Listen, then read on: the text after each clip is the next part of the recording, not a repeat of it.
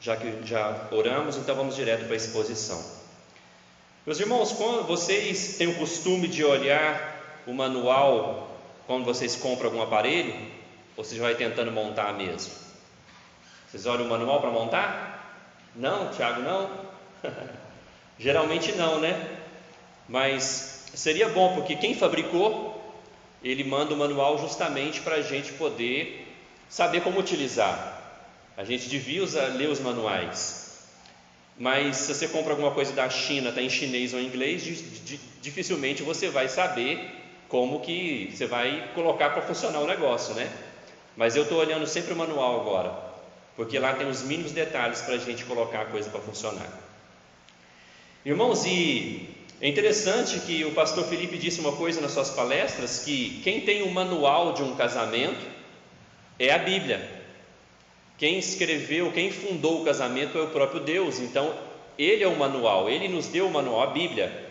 E ela não está em outra língua.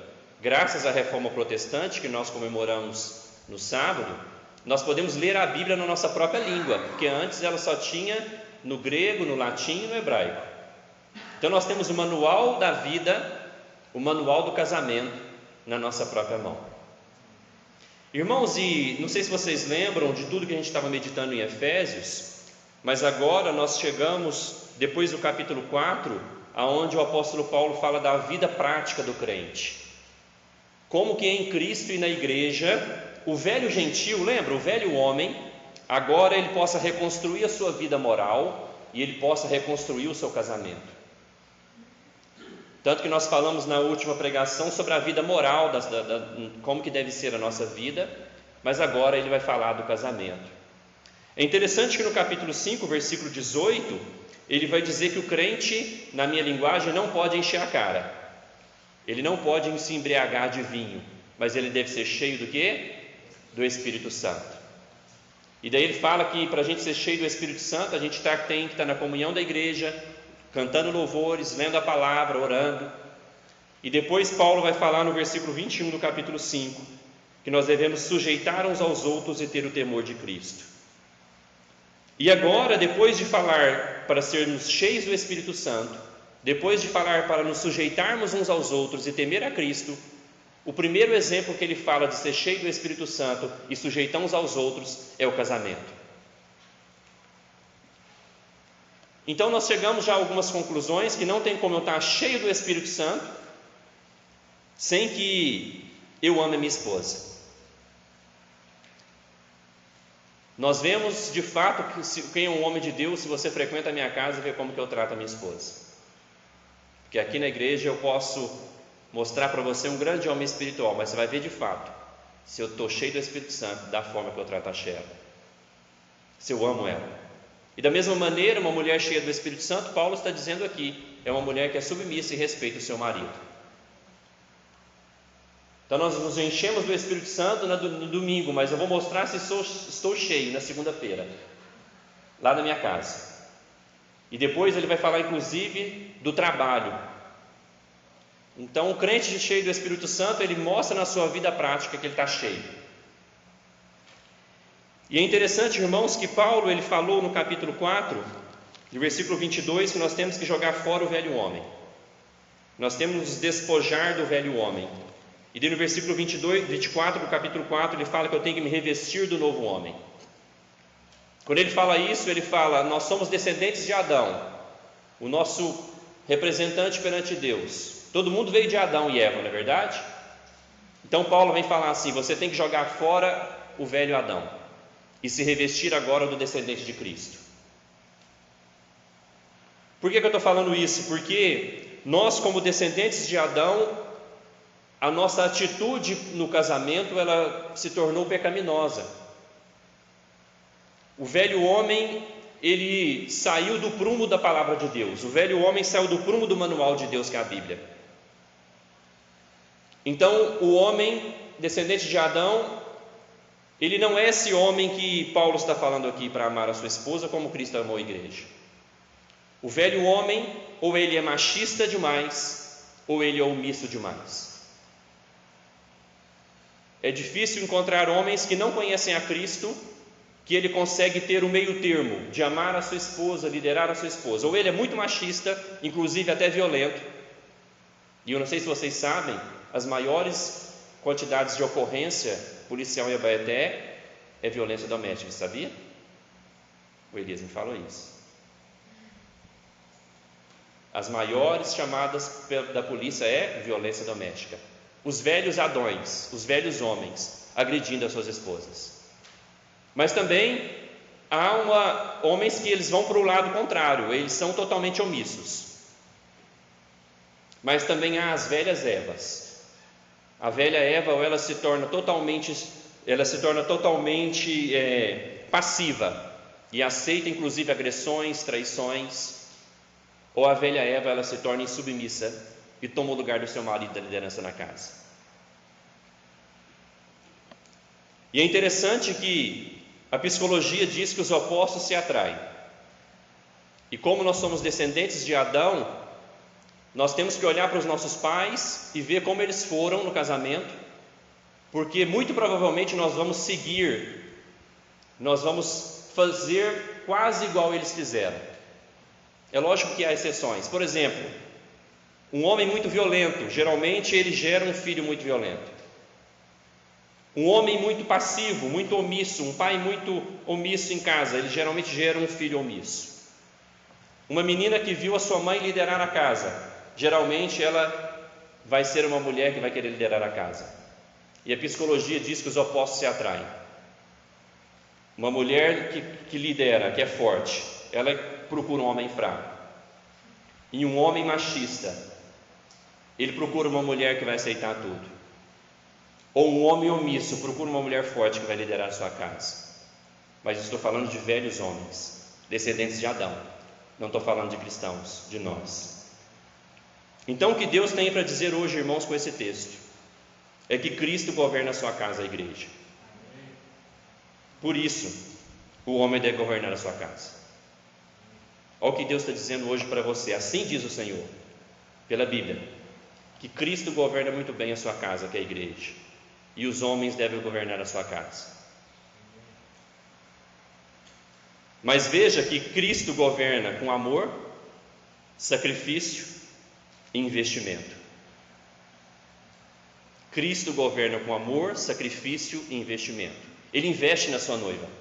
Cristo diz que Ele purifica a sua noiva, Ele alimenta a sua noiva, Ele dá a vida por ela. E como o Senhor governa, nós vemos o que Ele fez pela sua noiva e o que Ele fez por nós. Então comece a acompanhar comigo e veja, por exemplo, no versículo 25, que diz que Cristo amou a sua igreja e a si mesmo se entregou por ela.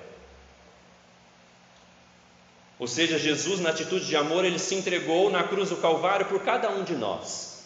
Ele nos amou na cruz. Quando fala que Ele se entregou por ela, está dizendo que Ele se entregou pela igreja, mas você pode ouvir assim Deus falando: Cristo se entregou por você. E diz também no versículo 23 que Ele é o Salvador do corpo. Ou seja, nós somos o corpo de Cristo e Ele é o cabeça desse corpo, mas Ele é aquele que salvou o seu corpo. Então você ouça hoje de Jesus: Ele se entregou por você na cruz do Calvário e Ele te salvou na cruz do Calvário. Jesus fez isso por nós. Para você ter uma ideia, em Atos, não abra, só ouça. Em Atos capítulo 20, versículo 28 diz o seguinte: Atendei por vós e por todo o rebanho, sobre o qual o Espírito Santo vos constituiu bispos, para pastoreardes a igreja de Deus, o qual Ele comprou com seu próprio sangue. Jesus resgata a sua noiva, Ele salva a sua noiva, comprando-a com seu próprio sangue. Em alguns países, como alguns que eu trabalhei, até hoje existe o dote. Um jovem tem que pagar às vezes 10, 15 mil dólares para pagar o dote da noiva. Essa lei seria boa no Brasil? Jesus pagou um alto preço do dote. Ele deu seu próprio sangue pela sua noiva, pela igreja. Mas quando diz isso, Ele deu seu próprio sangue por mim e por você. Qual o amor de Cristo por nós? Irmãos, mas não para lá.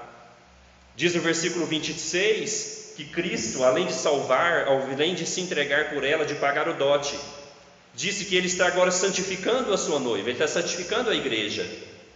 Veja que interessante, diz que Ele está purificando ela por meio da lavagem de água pela palavra. Olha que maravilha, Jesus agora Ele está embelezando a sua noiva, essa que Ele comprou, essa que Ele salvou. Ele está embelezando ela, que significa santificando ela, por meio da palavra. Então toda vez que nós estudamos a palavra, que nós ouvimos a palavra com diligência, Jesus está lavando e purificando a sua igreja. Diz que Ele está embelezando a sua noiva para o grande dia do encontro com ela. Jesus é o perfeito noivo. Por isso que quando nós estudamos Ruth, que Boaz faz tudo aquilo por Ruth, lembram? Ele resgata ela, ele livra ela de uma vida ruim, ele paga por ela. Nós estamos mostrando que o verdadeiro Boaz é Cristo, o que Ele fez por cada um de nós, nos amando. Irmãos, e ainda tem mais promessas, e ainda tem mais bênçãos que Jesus faz por nós. O versículo 27 diz que Ele está santificando a gente, a sua noiva, porque um dia Ele vai apresentar ela para o casamento, como eu falei. E veja que a noiva, a igreja, estará gloriosa, sem mácula, nenhuma ruga, nem coisa semelhante, porém santa e sem defeito. A igreja no grande dia estará bela, perfeita, sem nenhum defeito. Isso nos anima muito, porque hoje a gente olha para nós, porque quando eu falo igreja, corpo, estou falando a gente, ok? A gente vê que nós estamos bem aquém do que devíamos estar, não é verdade? Nós temos muitas falhas, nós como corpo de Cristo ainda não vivemos como devemos viver, mas a boa notícia é que nós estaremos prontos para o grande dia. Você, a boa obra que Deus começou em você, Jesus disse que vai completá-la até o dia de Cristo Jesus, Filipenses 1,6. Talvez você olhe para você e fala: nossa, eu estou muito mal, eu estou muito longe do ideal. Eu sei, eu também estou. Mas a promessa do nosso Senhor é que nós estaremos prontos no grande dia. E você então que ama a igreja, essa é a boa notícia, eu quero te animar.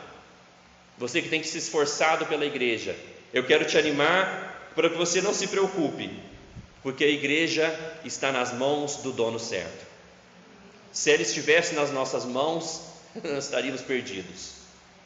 Você que ama a igreja, que se preocupa com ela, a boa notícia é: anime-se, Jesus está cuidando da sua noiva.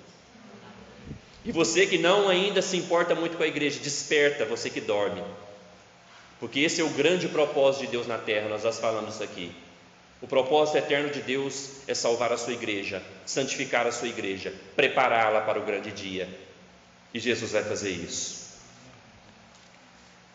Meus irmãos, eu precisaria falar de Cristo primeiro, porque Ele é o grande ponto desse texto.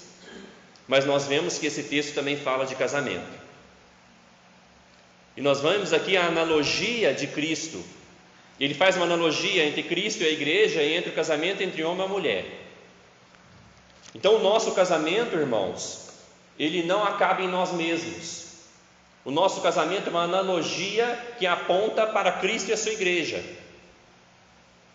Esse é o grande mistério que Deus fala aqui, que o apóstolo Paulo fala, que quando um homem se une a uma mulher, eles se unem para mostrar que Cristo também tem uma esposa nessa terra.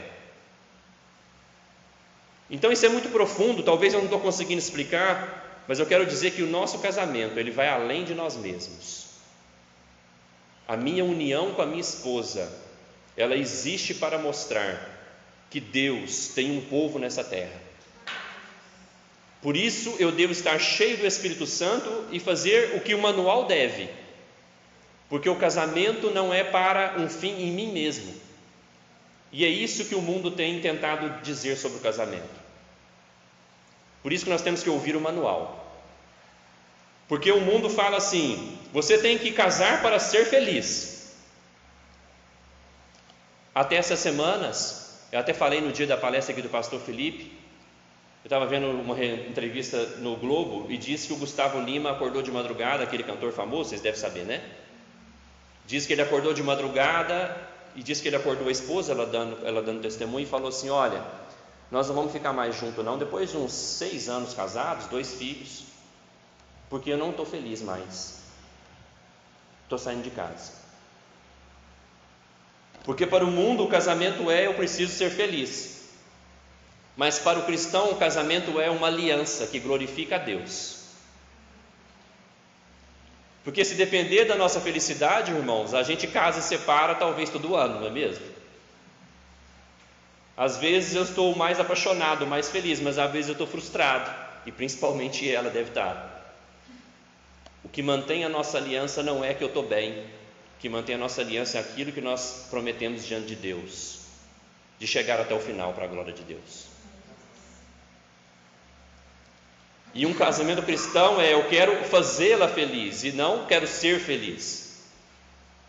Por isso que a gente aconselha os jovens: primeiro esteja feliz com Cristo, porque senão você vai jogar um peso para outra pessoa que ela não pode suportar, de te fazer feliz. Porque se Cristo não é suficiente para te fazer feliz, quem dirá um pecador que vai morar do seu lado, errando quase todo dia com você. Então nós mantemos o nosso casamento porque ele aponta para Cristo e para a igreja. Nós buscamos acertar, nós buscamos olhar no manual, porque nós queremos que o nosso casamento seja uma boa analogia para Cristo e para a igreja.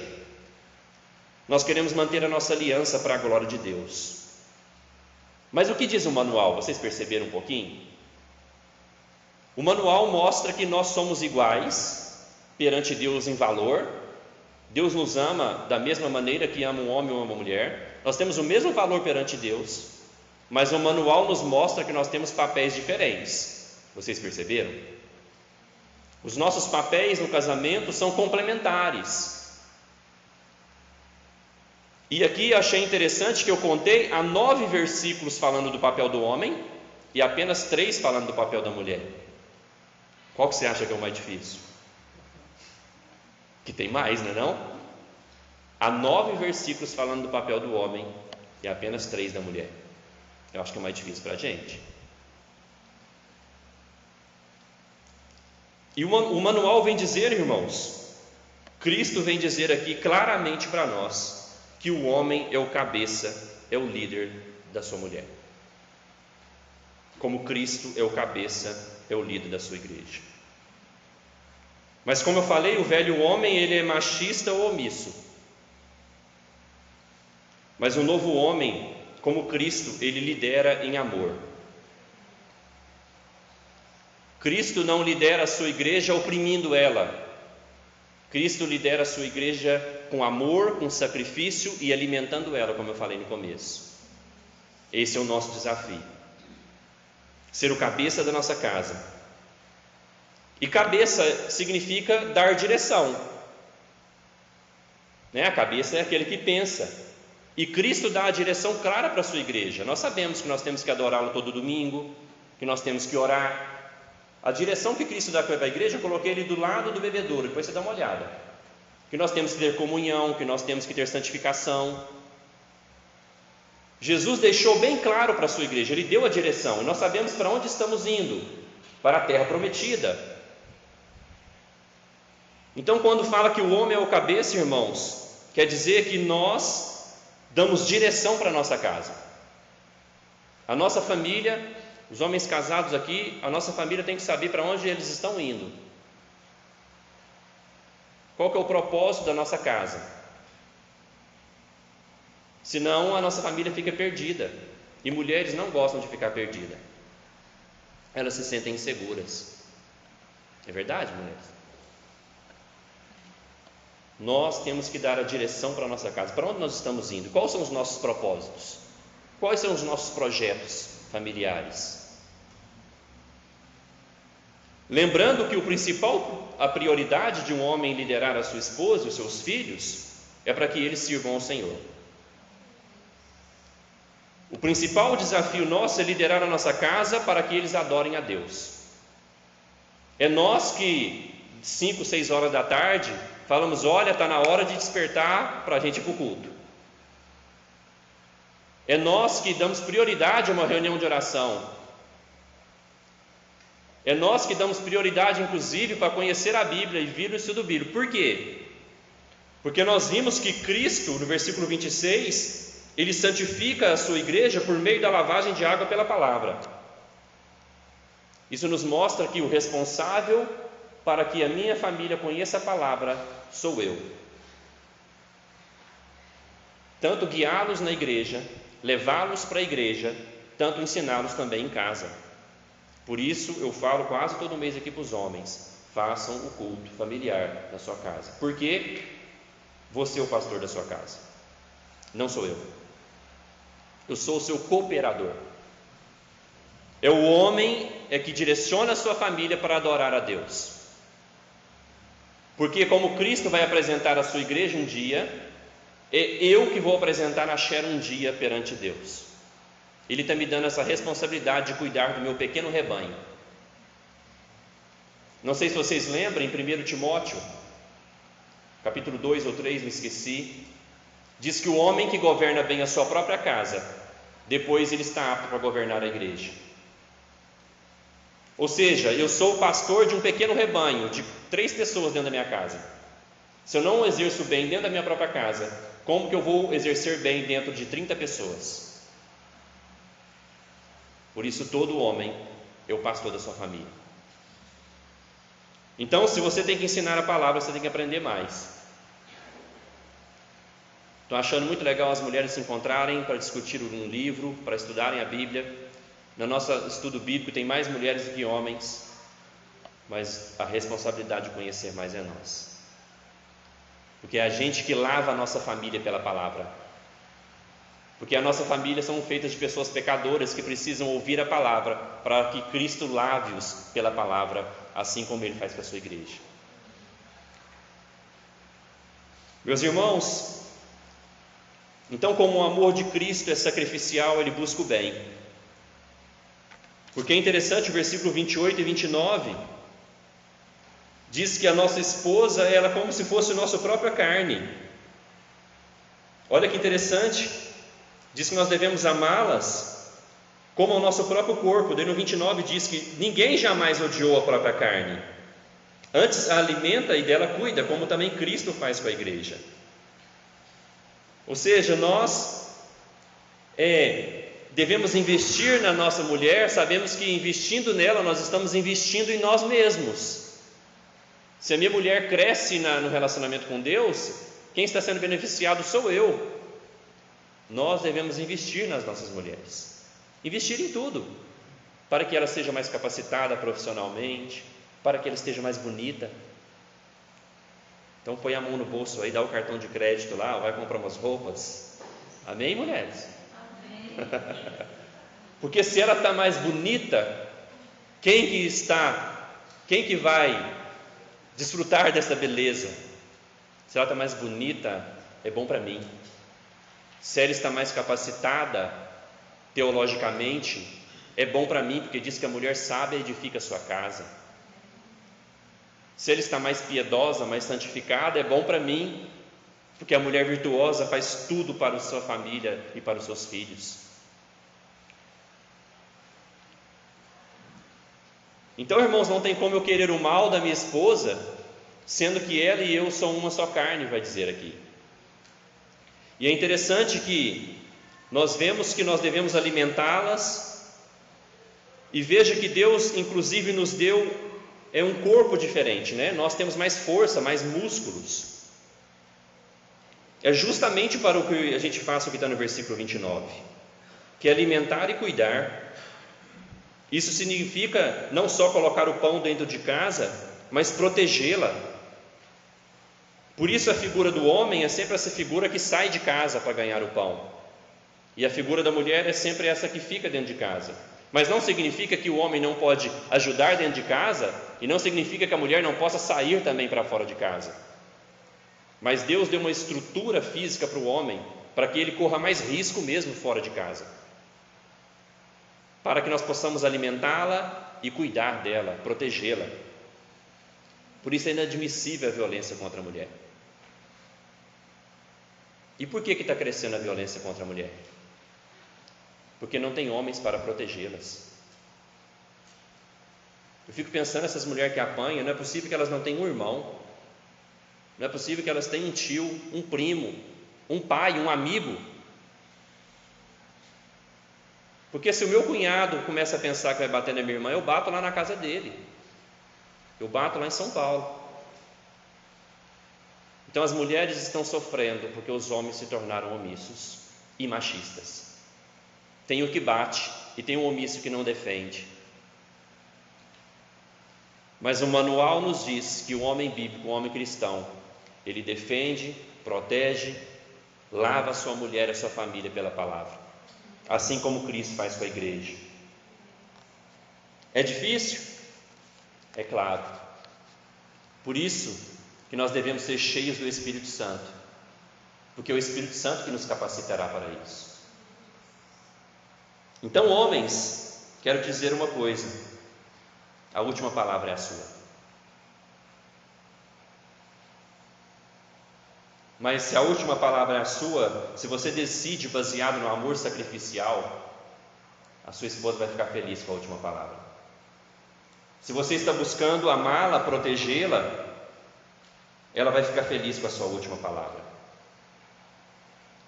Meus irmãos, você é o pastor da sua casa, e não deixe a sua família sem direção, porque sem direção a sua família vai ficar perdida. E daí o que vai acontecer? A sua esposa vai assumir a liderança. Ela vai assumir a liderança, e daí vocês começam a caminhar como uma família fora do projeto original de Deus. Agora eu quero falar com as mulheres, com as irmãs. São só 3 versículos. Para nós é mais. Irmãs, a Bíblia diz claramente que a mulher ela deve ser submissa ao seu marido. E a gente tenta ser politicamente correto e tentar explicar essa palavra e fazer malabarismos com essa palavra, mas a gente não pode ter medo da verdade. Submissa é obedecer, irmãos. Algumas versões estão dizendo isso. Mas como eu falei, se o esposo ele lidera, ele toma decisões com amor sacrificial, buscando o bem, não é difícil obedecer um homem que te ama como ama a si mesmo. Mas veja no versículo 22 que a mulher deve ser submissa ao seu marido como ao Senhor. Isso é importante. Mulher seja submissa ao seu marido como ao Senhor. Ou seja, a mulher, se ela é submissa ao Senhor, ela será submissa ao seu marido. Mas se o marido tenta dar uma direção para ela que contraria a palavra do Senhor, ela não deve ser submissa ao seu marido. Vocês devem lembrar de Ananias e Safira, vocês lembram?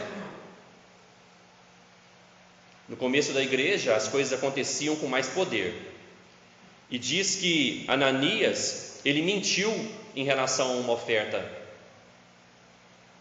Ele mentiu o valor da oferta perante os apóstolos, lembra? E daí a sua esposa concordou com ele. Primeiro morreu ele, depois morreu ela. Porque ela consentiu com seu marido em enganar a Deus. Não tem como enganar a Deus. Então, se o seu marido toma uma decisão, quer que você siga uma direção que é contrária à palavra de Deus, obedeça a Deus e não ao seu marido. Seja submissa ao Senhor em primeiro lugar. Meus irmãos, então aqui também tem explicações e direções para os jovens. Porque essa submissão mostra a submissão da mulher a Deus. E o amor do marido à sua esposa mostra o amor dele ao Senhor. Portanto, jovens, não é difícil você perceber as coisas se você terá problemas no casamento. Veja como a moça ela obedece ao seu pai. Jovens, meninas, veja se os rapazes têm disposição para trabalhar, se eles servem a Deus na igreja. Porque se ele não serve a Deus na igreja, se ele apenas vem, ele não vai te direcionar depois para servir a sua família na igreja. Você terá que fazer isso.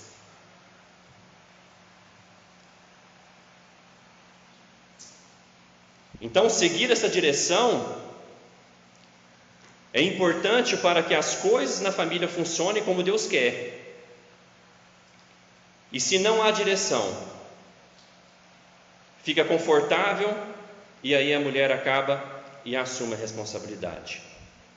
Portanto, mulheres, como nós temos que jogar o Adão fora para nos revestir de Cristo, as mulheres também têm que jogar a Eva fora para se revestir de Cristo, o novo homem, a nova mulher que se converteu a Jesus Cristo. Porque, irmãos, nós sabemos que esta questão de liderança feminina, ele está muito entranhada na nossa sociedade, e isso na Bíblia também mostra muito claro. Vocês devem lembrar do exemplo do rei Acabe. Qual era o nome da mulher dele? Jezabel. Quem era o rei? Acabe. Quem liderava? Jezabel.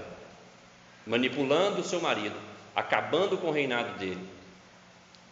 Porque, como eu falei, é interessante, se tem um Acabe, geralmente vai ter uma Jezabel. Se tem um Jezabel, certamente vai ter um Acabe. Por isso que ambos devem jogar o velho homem fora e se revestir do novo homem. Porque o novo homem, ele lidera como Cristo. A nova mulher respeita o seu marido como a igreja respeita Cristo. Nós não vamos pegar aqui e sair criando coisas da nossa cabeça se estiver contra o que Cristo mandou a igreja fazer. É desobediência a Cristo. E muitas igrejas hoje, elas têm desobedecido o noivo, criado coisas que é contra a palavra de Deus. Muitas igrejas hoje, elas querem criar as suas próprias doutrinas.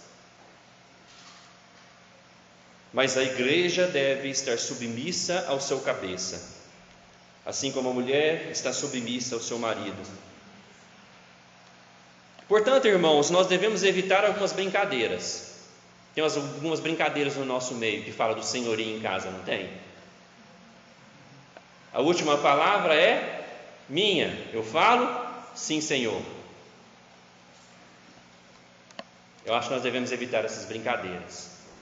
Eu acho que não é legal, porque a Bíblia fala que não é assim.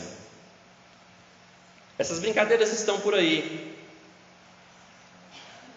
mas também nós devemos tomar cuidado que as mulheres não sejam totalmente passivas. Se há violência, se há adultério, aí é um caso para você começar a pensar, ser submissa a Cristo e deixar esse homem que não te ama como Cristo amou a igreja.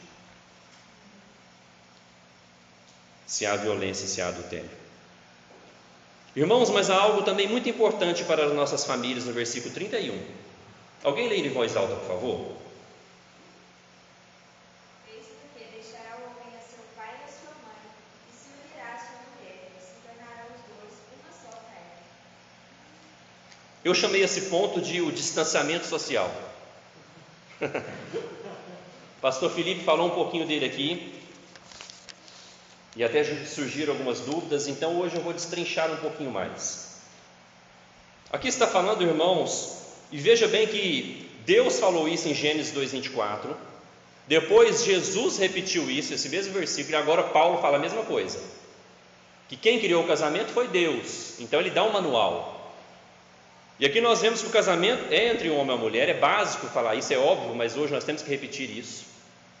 Não existe casamento entre pessoas do mesmo sexo, é um homem e uma mulher. E veja, irmãos, que esse homem, ele deve se unir à sua mulher, ele deve deixar pai e mãe, e aí sim, agora eles são uma só carne, eles são um só. Então, por que eu chamo de distanciamento social? Porque há alguns ditados populares que eles são verdade. Quem casa quer? Vocês conheciam não, irmãos? Quem casa quer? Casa, todo mundo sabe. Irmãos, quando a gente casa, significa agora que eu assumo o compromisso de cuidar da minha esposa, de sustentá-la, de amá-la. Agora eu não posso mais estar debaixo da tutela do meu pai e da minha mãe. Agora eu sou um homem que assumiu responsabilidades de cuidar da sua mulher. Então esse distanciamento que a palavra de Deus fala para deixar pai e mãe é cortar o cordão umbilical. Porque quando nós moramos com a nossa mãe, com o nosso pai, nós somos dependentes deles, emocionalmente, financeiramente, nós dependemos deles, mas essa dependência tem que estar cortada a partir do momento que eu me caso, porque senão o casal ele não alcança todo o seu potencial em Deus. Então esse distanciamento ele é emocional. Emocionalmente agora eu não posso ser mais dependente da dona Elza. Esse distanciamento tem que ser geográfico. Meu sogro no começo falou: Gabriel, eu vou construir aqui em cima para você. Foi tentador. Mas eu falei: não, senhor Valmir, eu vou dar um jeito e vai dar certo. Como o pastor Felipe disse, não significa que em alguns momentos de dificuldade na vida, a gente não possa estar juntos, não é verdade? Ele explicou isso. Há momentos na vida, financeiramente, de doença, que eu posso talvez precisar voltar a morar com a minha mãe, mas por um período pequeno de tempo. Porque casamento agora eu formo uma nova família. E esse distanciamento também tem que ser financeiro. É lógico que minha mãe pode me ajudar nas dificuldades, como eu devo ajudá-la, mas agora eu tenho que ser responsável financeiramente para sustentar minha casa. Esse distanciamento tem que ser espiritual, porque antes quem liderava espiritualmente a minha casa tinha que ser meu pai. Agora quem lidera a minha casa espiritualmente sou eu. Irmãos, porque se não há esse distanciamento, o pastor Felipe explicou muito bem aqui, o casal ele não consegue explorar todo o seu potencial, ele não consegue crescer, ele fica sempre dependente espiritualmente, financeiramente e emocionalmente dos pais. Então o casal não decola para tudo aquilo que Deus tem para ele. E ele até citou a criação dos filhos, lembram? Que até os filhos eles ficam até em dúvida, mas quem é meu pai? Quem é minha mãe? A quem eu devo submissão? Então o distanciamento social faz parte do manual do casamento para que a gente tenha um casamento abençoado. Não esquecendo que vai falar no capítulo 6, no versículo 2, honra teu pai e tua mãe. Nós nunca devemos esquecer dos nossos pais, sempre socorrê-los, sempre visitá-los, cuidar deles se possível, como eles cuidaram da gente no final da vida, como eles cuidaram, limparam das nossas fraldas, trabalharam feito com muito ardor para nos sustentar. No final da vida talvez precise ser o contrário, nós devemos honrá-los até a morte. Mas casados precisam saber que ao casar, você agora assume um compromisso especial e maior com a sua esposa. A mulher da sua vida não é a sua mãe mais. A mulher da minha vida agora é a Shera. Mas nunca, sempre, sempre, sempre honrar meu pai e minha mãe. Mas tem que ter esse distanciamento social, financeiro, emocional, espiritual e geográfico. Se eu precisar morar junto, tem que ser pouco tempo. Se eu precisar de ajuda financeira, tem que ser por pouco tempo. Porque agora eu sou o pastor da minha casa. Está claro, irmãos? Irmãos, eu acho que não precisa também da gente nem explicar, porque nós já sabemos disso, que submissão não tem nada a ver com ser empregada. Nós já somos maduros para saber que não tem nada a ver com isso.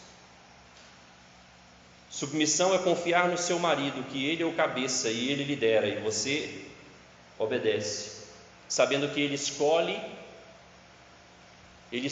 porque te ama, ele escolhe sacrificialmente, porque ele quer te apresentar perante Deus como a noiva sem ruga, santa e imaculada, como Cristo apresentará a igreja um dia. Por isso, mulheres que estão cheias do Espírito Santo, que entendem a Bíblia, não tem problema com essa palavra. Então, liderar em amor é saber que Deus me deu ela para ser um só comigo. e que um dia eu vou apresentá-la diante do Pai. Jovens, você já tem informações suficientes para saber como será a sua escolha. Amém? E o que mantém o casamento, então, não é se eu estou feliz. O que mantém o casamento é o meu compromisso com a fidelidade de Deus. Também digo que seja grato por ela ou por ele. É o amor da sua vida, depois de Cristo. Seja grato. É a pessoa que Deus te deu para mostrar o relacionamento entre Cristo e a igreja. Portanto, homens, amem a sua mulher como você ama a si mesmo. Se entregue por ela como Cristo se entregou para a igreja. Lidere ela como Cristo lidera a igreja. Purifique ela pela palavra como Cristo purifica a igreja. E mulheres, respeitem o seu marido. Não falem mal dele. Invistam nele para que ele seja um grande homem de Deus. Porque a mulher sábia edifica a sua casa. E ser uma mulher sábia envolve a submissão e o respeito ao seu marido. Meus irmãos, eu termino dizendo que você deve ser grato pelo amor da sua vida. O que seria dos nossos dias sem ela e sem ele do nosso lado? Como os meus dias seriam mais escuros sem a Sharon? Como o seu dia seria mais triste sem a mulher ou o homem que Deus te deu para caminhar com você a vida inteira? Seja grato. Porque nós não somos, os nossos casamentos não são como devem ser. Assim como a igreja ainda não está, mas ele será, pela graça de Deus e pela instrução de Deus. E não podemos deixar de falar do grande amor de Deus por nós pela igreja, que se entregou a si mesmo por nós como oferta e sacrifício agradável a Deus. Como não amar o nosso Senhor Jesus? Como não entregar tudo para o nosso Senhor Jesus, que nos amou, que nos salvou, que nos purifica, que nos lidera?